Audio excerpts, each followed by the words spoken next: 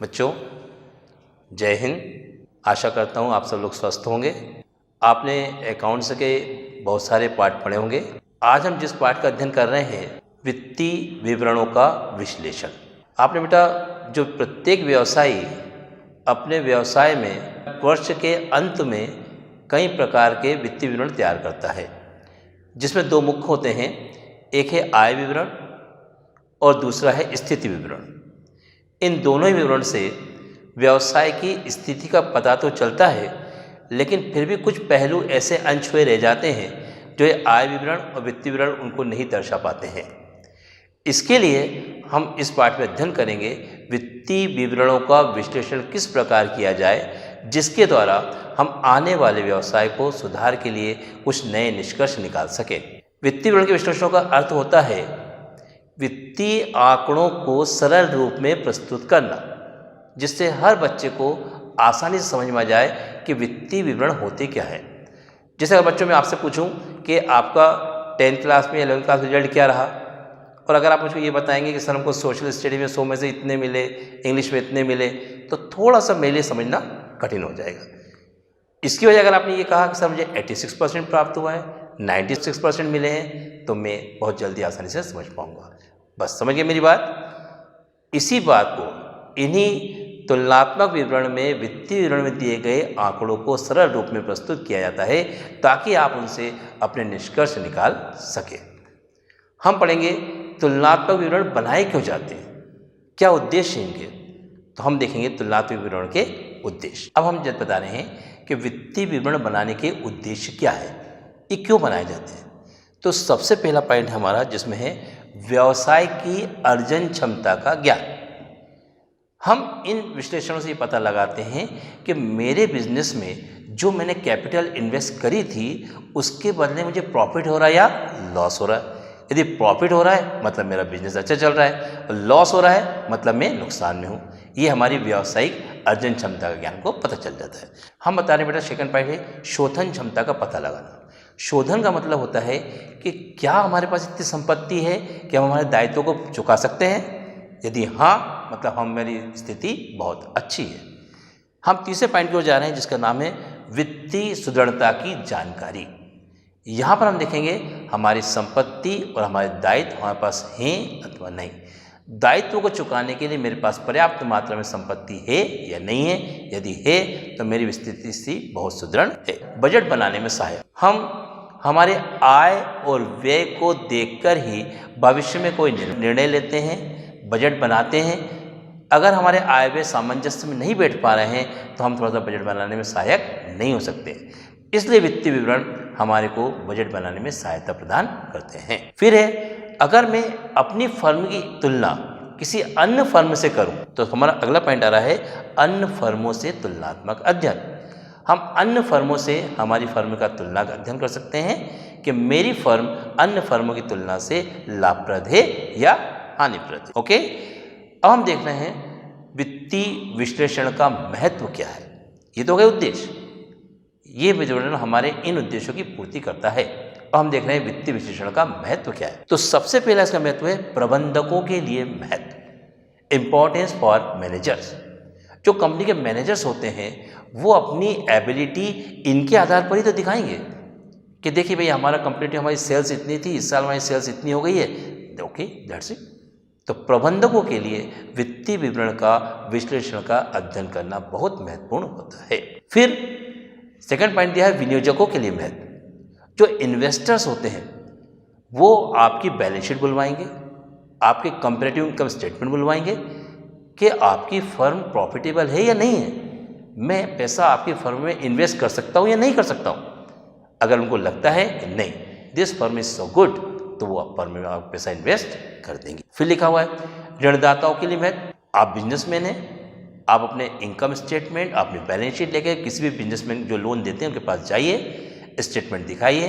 वो आपकी financial position दिखाएगा कि अगर आपकी फाइनेंशियल पोजीशन अच्छी है तो कोई भी क्रेडिटर्स, कोई भी बैंक आपको इजीली लोन प्रोवाइड कर देता। तो इसके लिए ऋणदाताओं के लिए भी कंपैरेटिव इनकम स्टेटमेंट का बहुत महत्व है। फिर लिखा सरकार के लिए क्या महत्व है। सरकार जितने भी फर्मों पे, जितने भी इंडस्ट्रीज पे, जितने भी बिजनेसमैन पे टैक्सेस लगाती है वो इन्हीं स्टेटमेंट को देखकर लगाती है कि इनकी इनकम की क्या पोजीशन है, इनका कितना प्रॉफिट हो रहा है, उसके हिसाब से ही इनकम टैक्स और सेल टैक्स आपके ऊपर लगाए जाएंगे। इसलिए हम कह सकता हूँ कि वित्तीय विश्लेषण को जानने के लिए बहुत अति महत्वपूर्ण है, व्यावसायिकों के लिए, विनियोजकों के लिए, ऋणदाताओं के लिए और सरकार के लिए बहुत महत्वपूर्ण है। अब इनको वित्तीय विवरण को जानने के लिए बहुत सारे टूल्स हैं, मतलब टेक्निक्स है। टेक्निक्स कौन कौन सी है? तो सबसे पहले टेक्निक्स है, जैसे आप तुलनात्मक आय विवरण करेंगे, समान आकार आय विवरण करेंगे, कोष प्रभाव विवरण करेंगे, रोकड़ प्रभाव विवरण करेंगे, अनुपात विश्लेषण करेंगे। लेकिन इस चैप्टर के अंतर्गत हमको सिर्फ पढ़ना है तुलनात्मक आय विवरण और स्थिति विवरण। तो सबसे पहले मैं आपको इंट्रोडक्शन दे रहा हूँ कि तुलनात्मक आय विवरण क्या होता है, जिसको हम बोलते हैं कंपैरेटिव इनकम स्टेटमेंट। तुलनात्मक आय विवरण केवल हमारे व्यवसाय की आय और व्यय को दर्शाता है कि हमारे आय व्यय कितने हैं, और इसी आय व्यय के आधार पर सरकार हर पर इनकम टैक्स लगाती है। तो आइए मैं आपको दिखाता हूं तुलनात्मक आय विवरण का प्रारूप किस प्रकार होता है। ये बेटा सबसे पहले फॉर्मेट में लिखेंगे, ऊपर नाम है कंपैरेटिव इनकम स्टेटमेंट। आपको जो डेट दी होगी बेटा डेट डाल देना, यहाँ पर एग्जाम में जो डेट आएगी एज ऑन डैश। ये से कॉलम रहेंगे बेटा। सबसे पहले कॉलम का नाम है पर्टिकुलर्स, सेकंड कॉलम का नाम है previous year, current year, absolute change और चेंज इन परसेंटेज। हमारा सबसे पहला कॉलम है जिसका नाम है पर्टिकुलर्स। फिर हम देखेंगे प्रीवियस ईयर के फिगर कितने हमारे, तो प्रीवियस ईयर।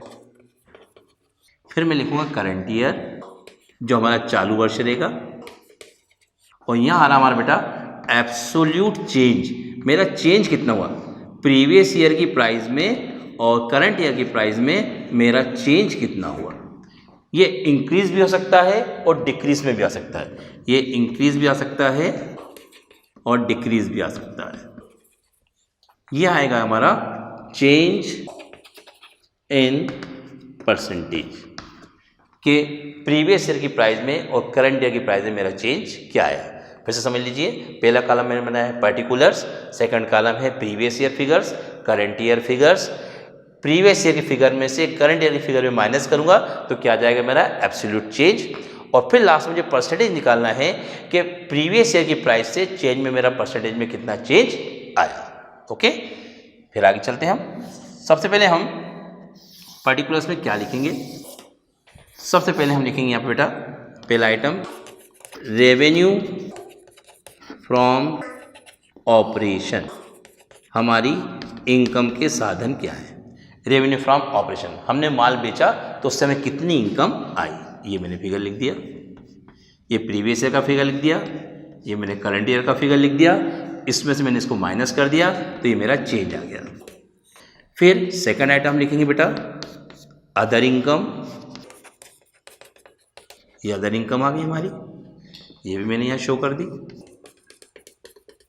मैंने इसको प्लस कर दिया तो मेरे पास आ गया है टोटल मेरा रेवेन्यू कितना हुआ है। ये आ गया मेरा टोटल रेवेन्यू। अब इसमें से मैं थर्ड आइटम मेरा आ रहा है एक्सपेंसेस। मैं इसमें से माइनस करूंगा बेटा क्या एक्सपेंसेस क्या है मेरे।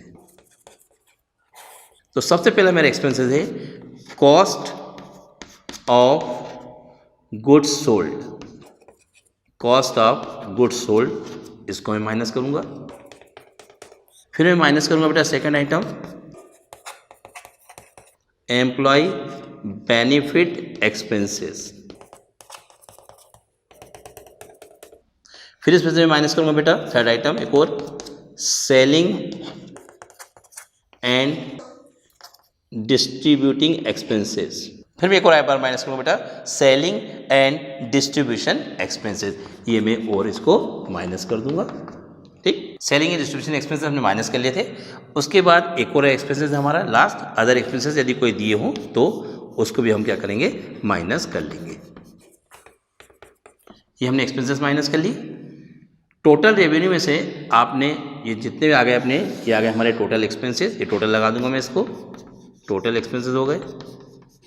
टोटल रेवेन्यू में से टोटल एक्सपेंसेस माइनस करेंगे तो आपको मिलेगा PBT, जिसको हम बोलते हैं प्रॉफिट बिफोर टैक्स। ये आया, हमारी इनकम आई है टैक्स माइनस करने से पहले। क्या आ गया है? Profit before tax. यहाँ पे प्रॉफिट बिफोर टैक्स आ गया। इस प्रॉफिट में से मैं माइनस कर दूंगा इनकम टैक्स। क्या माइनस कर दिया बेटा मैंने? Income tax.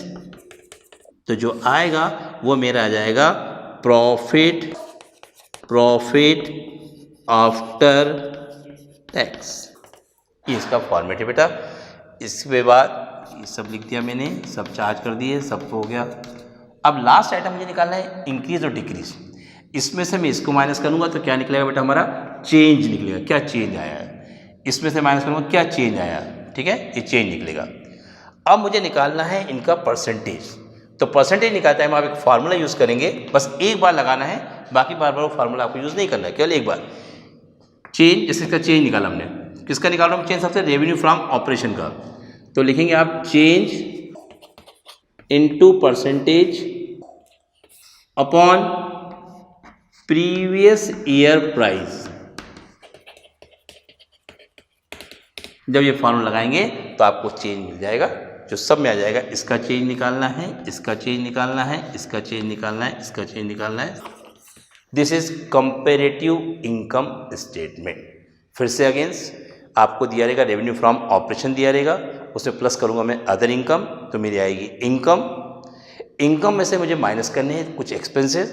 सबसे पहला मेरा एक्सपेंसेस है cost of goods sold. Second expenses है मेरा कॉस्ट ऑफ गुड्स सोल्ड के बाद वो है मेरे एम्प्लॉयज़ एक्सपेंसेस, जिसमें वेजेस हो सकता है, सैलरी हो सकता है।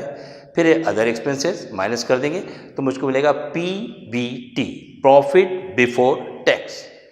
इसमें से मैं, अगर क्वेश्चन में मेंशन है तो मैं इनकम टैक्स माइनस कर दूंगा, उसके बाद जो बचेगा वो आएगा मेरा प्रॉफिट आफ्टर टैक्स। ये इसका फॉर्मेट है।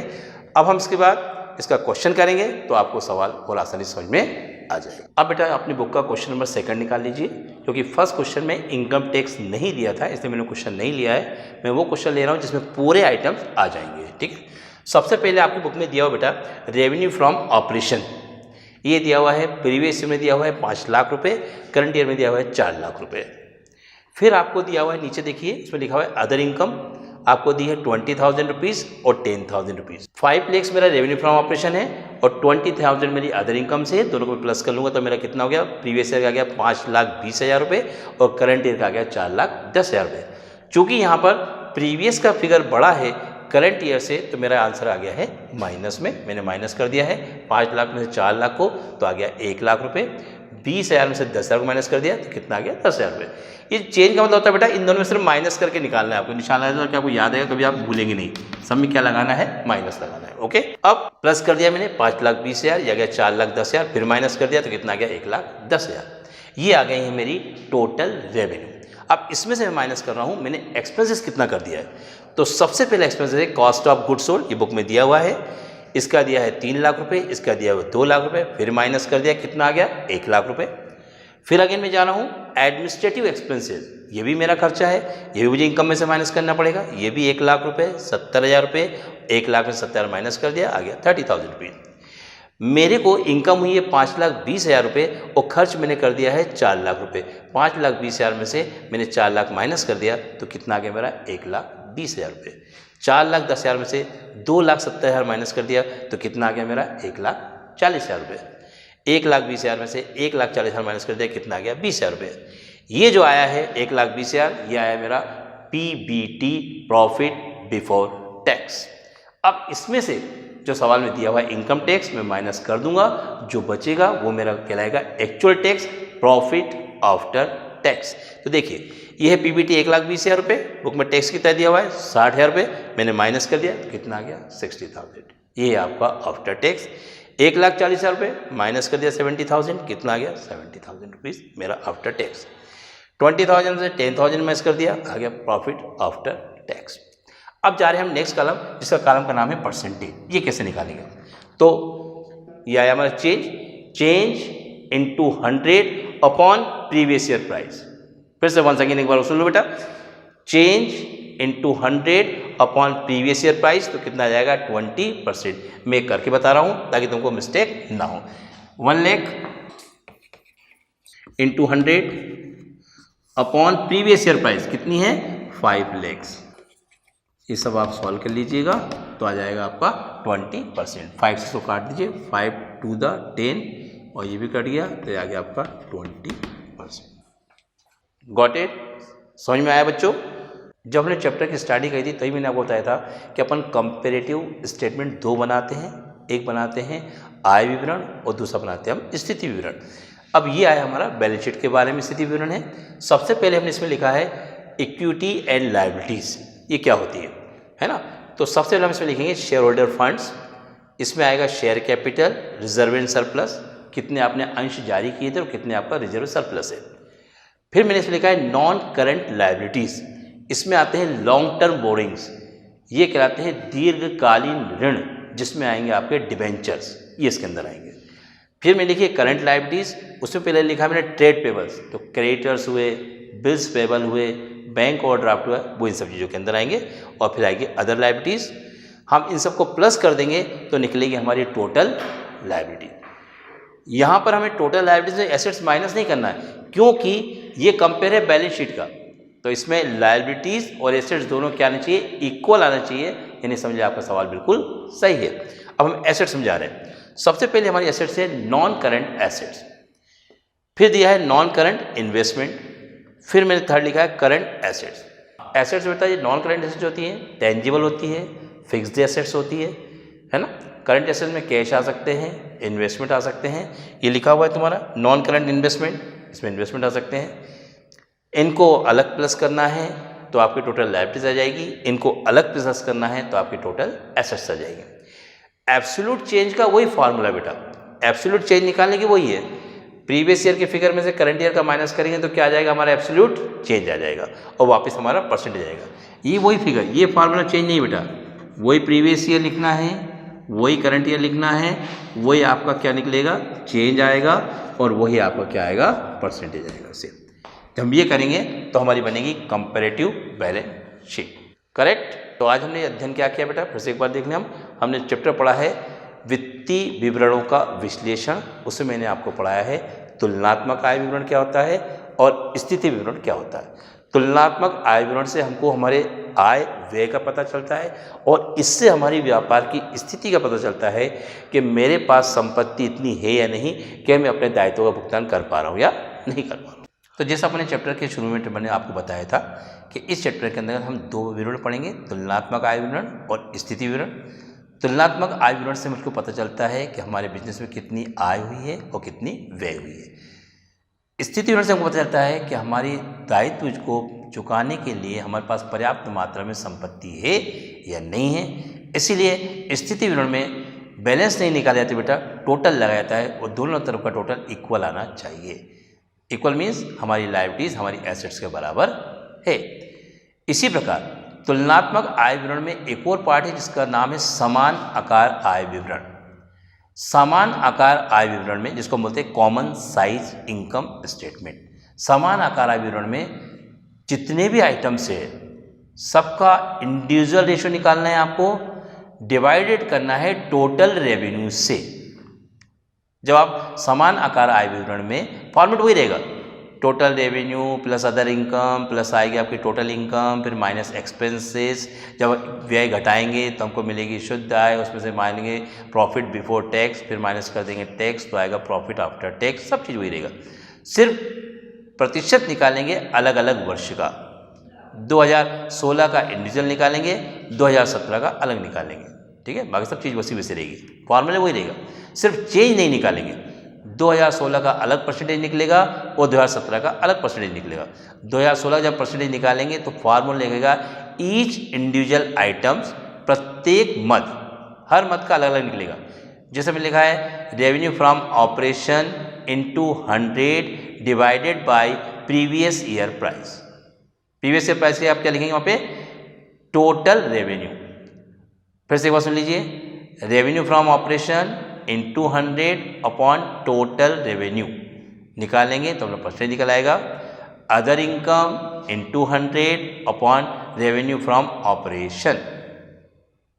एक्सपेंसेस का भी सेम प्रोसेस रहेगा, cost of goods sold into 100 upon revenue from operation. सभी मदों के लिए हर मद का इंडिविजुअल से अलग अलग आपको प्रतिशत निकालना है और सबके नीचे आपको लिखनी है रेवेन्यू फ्रॉम ऑपरेशन। समझ आई मेरी बात बेटा? फिर से एक बार सुन लो। समान आकार आय विवरण, जिसको हम बोलते हैं कॉमन साइज इनकम स्टेटमेंट, का फॉर्मेट सेम ऐसा ही है, सिर्फ उसमें चेंज नहीं निकालते हैं, प्रत्येक मद के लिए प्रतिशत निकालना है। प्रत्येक मद के नीचे बटे में आपको लिखना है रेवेन्यू फ्रॉम ऑपरेशन। समझ आई मेरी बात? जैसे मान लो निकालना है, वे निकालना है, कॉस्ट ऑफ गुड्स सोल्ड का निकालना है, तो कॉस्ट ऑफ गुड्स सोल्ड बेचे गए माल की लागत इंटू 100 बटे कुल आय या रेवेन्यू फ्रॉम ऑपरेशन। ठीक है, तो बेटा ये है आपका व्यापार की स्थिति बताता है। तब तक के लिए स्वस्थ रहें, सुरक्षित रहें, मास्क का प्रयोग करें। धन्यवाद।